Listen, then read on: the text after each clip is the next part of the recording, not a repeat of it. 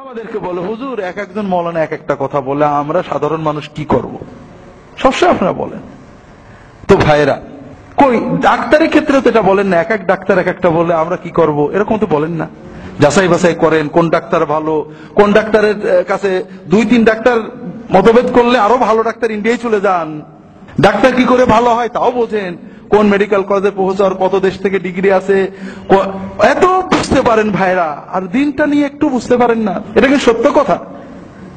আপনি যখন দোকানে যান, বাজারে হাটে যান, প্রত্যেকে ডেকে আসেন আসেন আসেন আসেন, আমারটা সবচেয়ে ভালো, কিন্তু কই আপনি তো সবার কাছে যান না।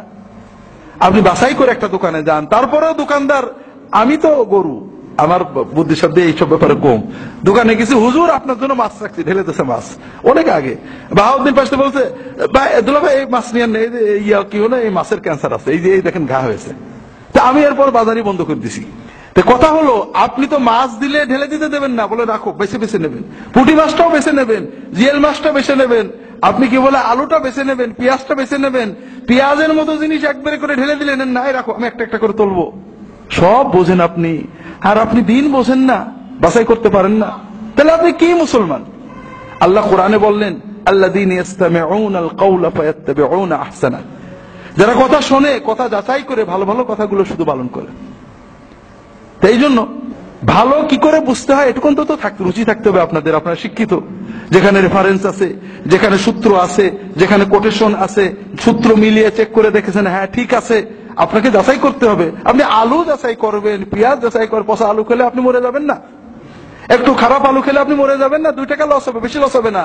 কিন্তু খারাপ মিথ্যা কলবের ইমানে ঢুকে গেলে আপনার ইমান মরে যাবে, দুনিয়া চলে যাবে, আখিরাত চলে যাবে। এই জন্য ভাইরা, আমাদের উচিত হবে বাজারে যে সিরাতুন নবীর উপরে ভালো বই দেখা, একজন নয় একাধিক লোকের বই দেখেন, যারা প্রসিদ্ধ লেখক।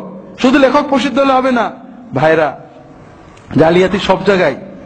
বর্তমান বাজারে এমন এমন প্রকাশক আছেন, খুব বই ছাপেন, বইয়ের উপর ঠিক আছে, নাম ঠিক আছে, ভিতরে সব ভিন্ন। বাজার থেকে যা পেয়েছেন ঢুকয়ে নাম দিয়ে বাজারে ছেড়ে দিয়েছেন। কাজেই লেখকের নাম, প্রকাশকের নাম, ভিতরের লেখা তথ্য আছে কিনা, যেখানে সন্দেহ হবে আলেমদেরকে নক করবেন। আপনার কিছু হলে ডাক্তারকে নক করেন, উকিলকে নক করেন, ইঞ্জিনিয়ারকে নক করেন, আলেমকে করবেন না। আলেমদের 2-5 জনকে দেখা করবেন, ইমানের তাড়নাই করবেন।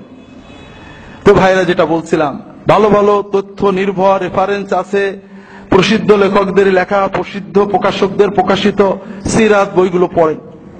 সিরাত পড়লে আপনার জীবনের সব কষ্ট দূর হয়ে যাবে। রাসূল